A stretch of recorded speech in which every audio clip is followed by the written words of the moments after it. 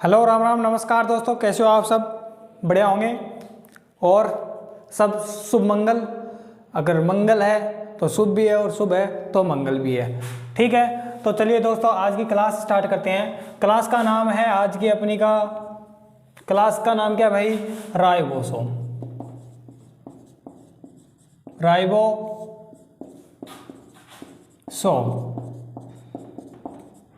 Ribosome. देखिए दोस्तों, अपन बात किसकी कर रहे हैं? सेल ऑर्गेनेल्स की बात कर रहे हैं, कोशिकांगों की बात कर रहे हैं, यानी कोशिका के अंगों की बात कर रहे हैं। ठीक है, क्या है कि कोशिका में अलग अलग अंग पाए जाते हैं, उनके बारे में हम बात कर रहे हैं। और बात कर रहे हैं स्पेशली उन्हीं चीज़ की बात कर रहे हैं जो कि हमारे राजस्थान जो पुलिस का एग्ज़ाम होने वाला है उसमें इम्पोर्टेंट है। उससे बाहर कुछ भी अपन बिल्कुल भी नहीं पढ़ेंगे। ठीक है, और जो भी बताऊंगा वो राजस्थान पुलिस के लिए इम्पोर्टेंट होगा। राजस्थान पुलिस के लिए क्या होगा? इम्पोर्टेंट होगा। बिना किसी इम्पोर्टेंट के मैं कोई भी चीज़ नहीं पढ़ाने वाला हूँ। ठीक है, जो इम्पोर्टेंट है वही चीज़ मैं आपको स्पेशली बताऊंगा। ठीक है, देखिए राइबोसोम की बात करेंगे। राइबोसोम से पहले अपन ने कल क्या पढ़ा था? गोल्जी बॉडी पढ़ा था, और गोल्जी बॉडी से पहले क्या पढ़ा था? माइटोकॉन्ड्रिया पढ़ी थी। तो माइटोकॉन्ड्रिया को क्या कहते हैं? पावर हाउस ऑफ सेल, यानी कोशिका का क्या कहते हैं? शक्ति गृह कहते हैं।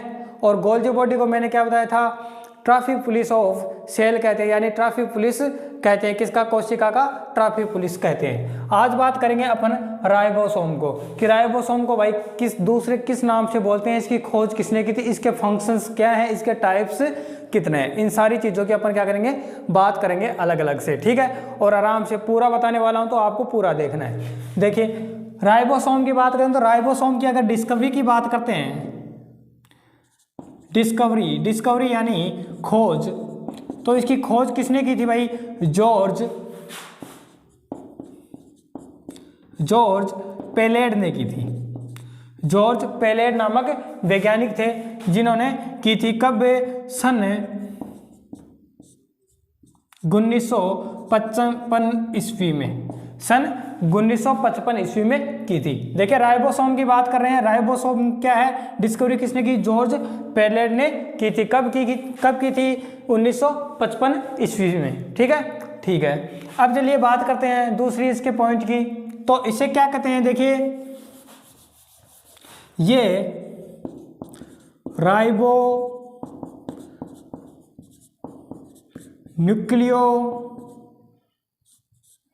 न्यूक्लियो प्रोटीन से बना होता है। देखिए इंपॉर्टेंट पॉइंट क्या है इसमें, कि ये किससे बना होता है भाई? इंपॉर्टेंट है, इस पे क्या स्टार मार्क कर लेना है। ये राइबो न्यूक्लियो प्रोटीन से बना होता है। इंपॉर्टेंट है भाई, किससे बना होता है? Ribo nucleo protein. अब राइबो न्यूक्लियो प्रोटीन ये क्या है? दो वर्ड है भाई, एक है राइबो न्यूक्लियो, एक है प्रोटीन।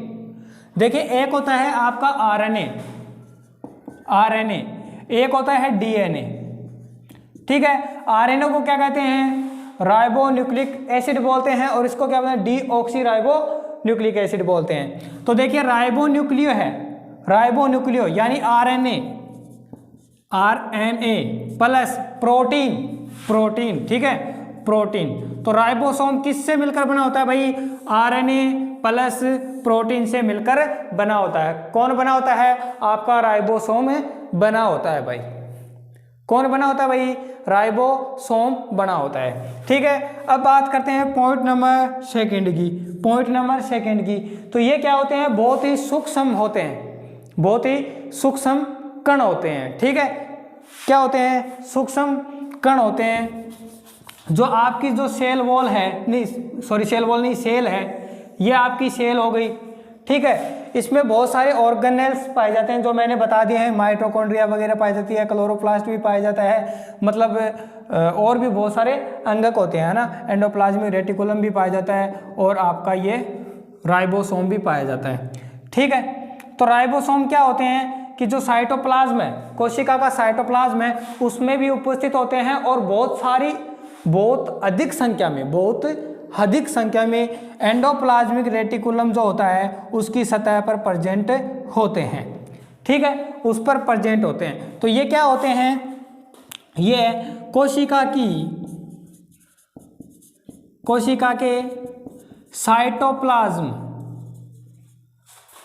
में वह बहुत अधिक संख्या में, याद रखना है बहुत अधिक संख्या में साइटोप्लाज्म में उपस्थित होते हैं, लेकिन इतने ज़्यादा उपस्थित नहीं होते। लेकिन सबसे ज़्यादा कहाँ पर उपस्थित होते हैं? ईआर। ईआर का मतलब क्या है? Endoplasmic reticulum. एंडोप्लाज्मिक रेटिकुलम, ठीक है। तो सबसे ज़्यादा कहाँ पर उपस्थित होते हैं? ये एंडोप्लाज्मिक रेटिकुलम पर उपस्थित होते हैं। तो दोस्तों मैं आपको बता देता हूँ कि एंडोप्लाज्मिक जो रेटिकुलम होता है उसकी बात अपन यहीं पर करेंगे, और मेन बात लगभग मतलब बता देता हूँ, सिंपल सी चीज़ है वो मैं बता देता हूँ कि ये कितने प्रकार की होती है। ईआर यानी एंडोप्लाज्मिक रेटिकुलम होती है दो प्रकार की। एक होता है, इसे बोलते हैं एसईआर, ठीक है, और दूसरा बोलते हैं इसको आरईआर। यानी एसईआर का मतलब होता है स्मूथ एंडोप्लाज्मिक रेटिकुलम, ठीक है, और आरईआर का मतलब होता है रफ एंडोप्लाज्मिक रेटिकुलम।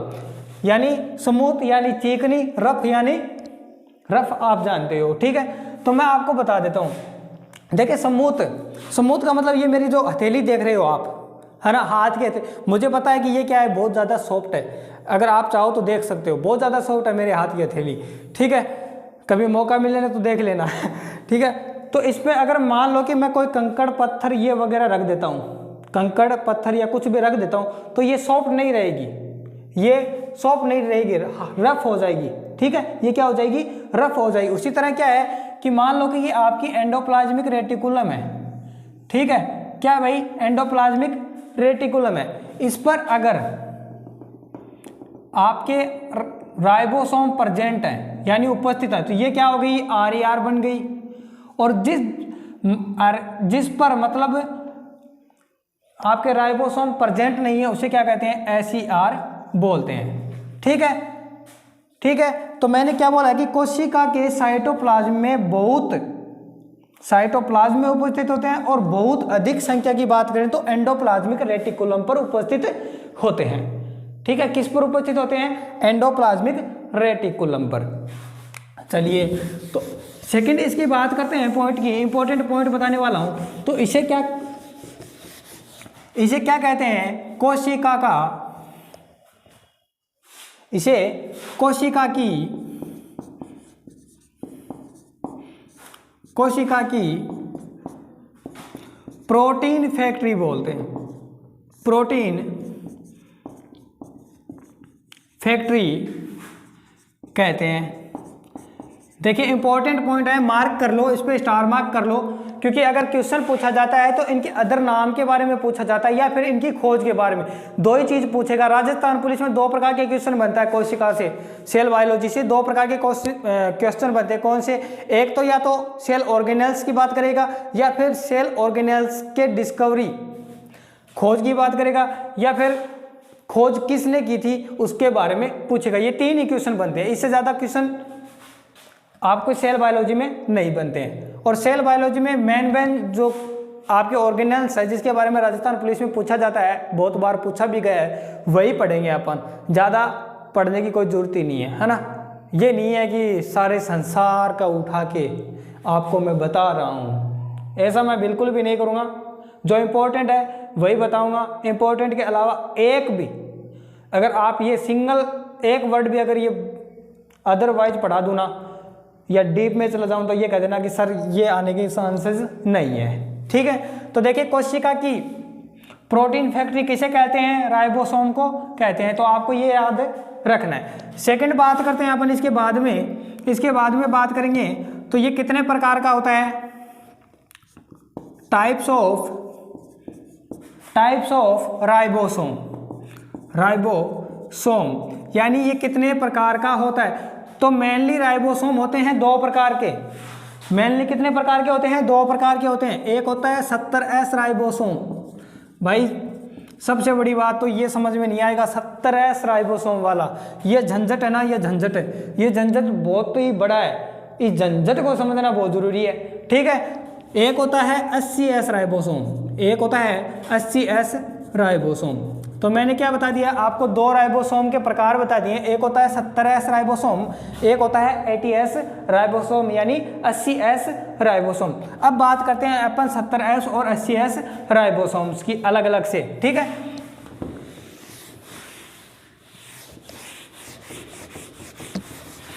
अरे भाई समझ में तो आ रही है ना कि थारा पल्ला तो पड़ रही है ना, यहाँ तो हाथ खोनी एरोप्लेन की तरह ऊपर की जा रही है।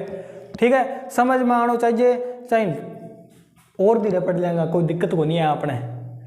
ठीक है, लेकिन ज़्यादा फास्ट भी नहीं पढ़ा रहा हूँ, छोटे छोटे वीडियो बना रहा हूँ। क्यों बना रहा हूँ कि भाई आपका टाइम भी ज़्यादा खराब नहीं हो और आपको जो मतलब ज़रूरी चीज़ें हैं ना उसका भी पता लग जाए। ऐसा नहीं है कि संसार भर का उठा के लेके आया हूँ। ठीक है, ये नहीं है। तो देखिए बात करते हैं पर किसकी करते हैं भाई, 70S राइबोसोम एंड 80S यानी 80S राइबोसोम। ठीक है, तो ये 2 यूनिट से मिलकर बना होता है। 70S राइबोसोम है ना, वो 2 यूनिट से मिलकर बना होता है। कौन सी यूनिट देखिए बता देता हूं।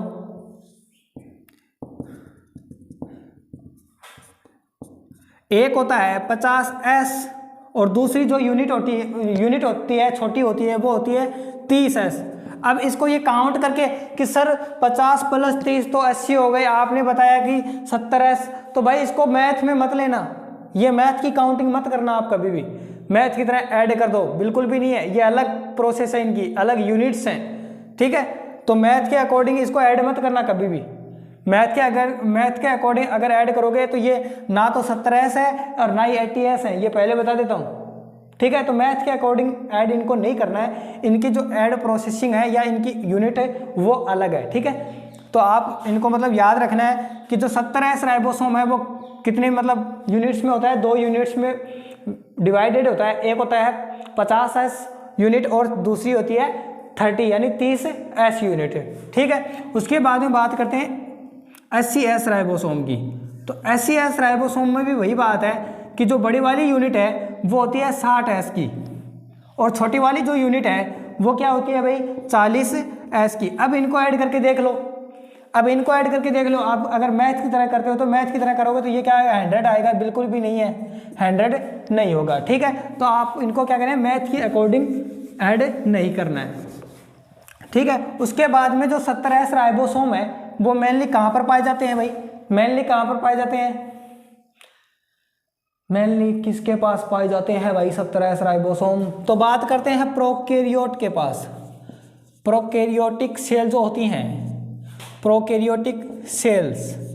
ठीक है, और प्रोकैरियोट सेल किन में पाई जाती हैं भाई, बैक्टीरिया में, बैक्टीरिया, बीजीए, ठीक है, इनमें पाई जाती हैं। ठीक है, और उसके बाद में मैं थोड़ा सा बता दूं तो ये माइटोकॉन्ड्रिया में भी उपस्थित होता है 70S, माइटोकॉन्ड्रिया में भी प्रेजेंट होता है। ठीक है, देखिए 70S राइबोसोम सबसे ज़्यादा यानी सबसे ज़्यादा मिलने वाला किस में मिलता है, प्रोकैरियोट सेल में मिलता है।